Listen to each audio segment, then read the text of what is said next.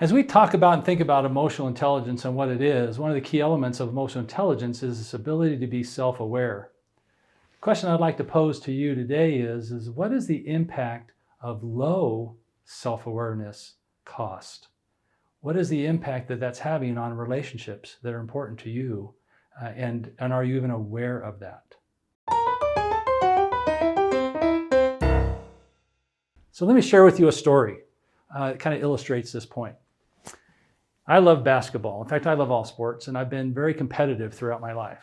And to the point where probably 25, 30 years ago, it was very rare for me to play in a basketball game that I didn't get thrown out of. And I'm not proud of that, but it wasn't because I was a bad sport. It wasn't because I disliked other players.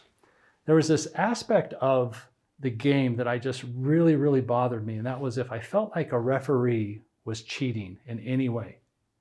I felt like then it was my job to get that person thrown out of the gym. Of course, we know how that plays out, right? You get involved with the referee. Do you think the referee's going to leave, or do you think I'm going to leave? Well, so game after game, I would get into these conflicts, and sometimes I would have great games. I'd lose, and I'd be fine losing. But if I got into a game where the referee was just really one-sided, I don't know why. That was one of those emotional cues that I wasn't very aware of. I had no countermeasures in place to keep me from my reactions. And so I would inevitably get thrown out of the game. Well, I didn't realize the impact that was having on a lot of my personal relationships until one day my wife came to watch me play basketball. She brought all my little kids. So I had 3 of my children there watching Dad play basketball. And this was one of those games where about halfway through the game, Dad lost it.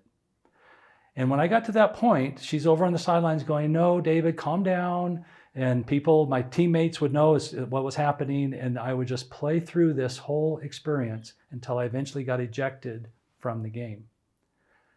Well, so what was the impact of that? Well, the impact of that is that as we were driving home, my wife said to me, and this is what changed my life in that moment significantly. She says, "I will never come watch you play basketball again, because I can't stand to watch you lose control to that level and have your children watch that take place."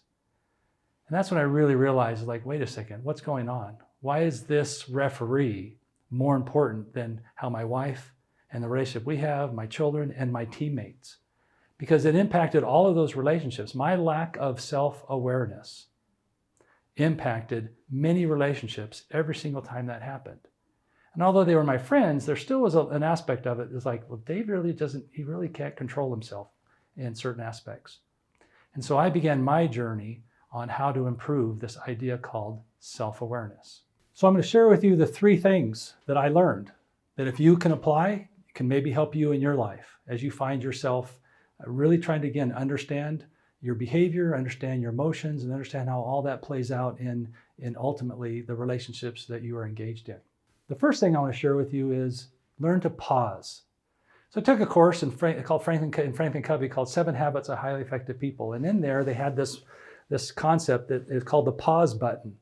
And it's interesting. They even said, you can imagine your forehead, a big pause button on your forehead.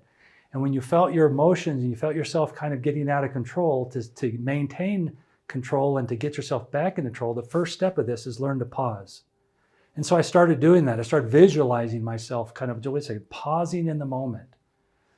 And one of the tools that I used was literally trying to use my imagination. And as I used my imagination to think about how could this play out, or what would happen if this is going to continue this way, or how could this turn out in a better way, I started to use my imagination and create almost comedies in my head. So as I started to feel this emotion starting to rise, I would use my imagination and go, well, I wonder why that referee is doing that. I wonder if maybe as a child he struggled with this or whatever it was, right? So I would make up these stories.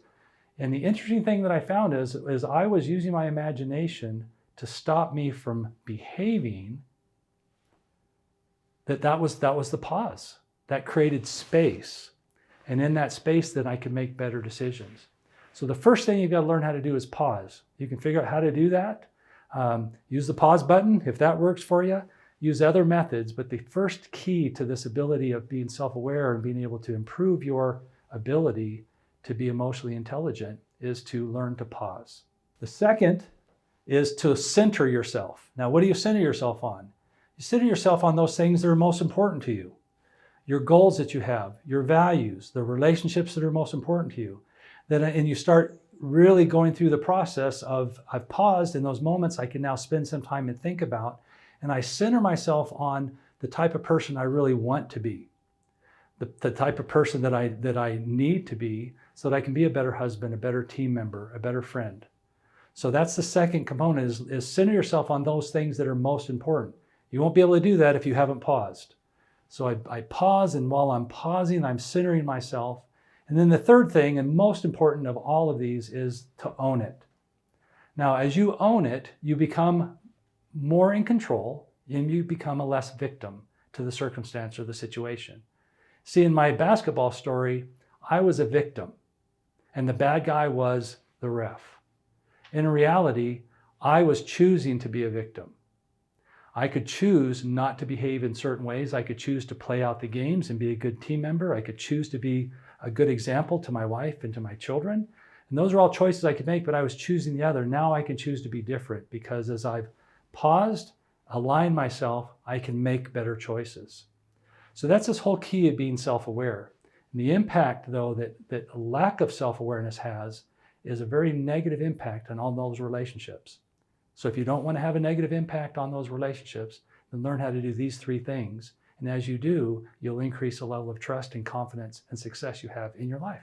So as we wrap up today, we want to give you our offer to be able to go down and begin your journey on self-awareness by clicking on the link below and taking your free 4 Lenses assessment. And as you take that assessment and get your information, you can help us on our journey of helping put the human back into humanity.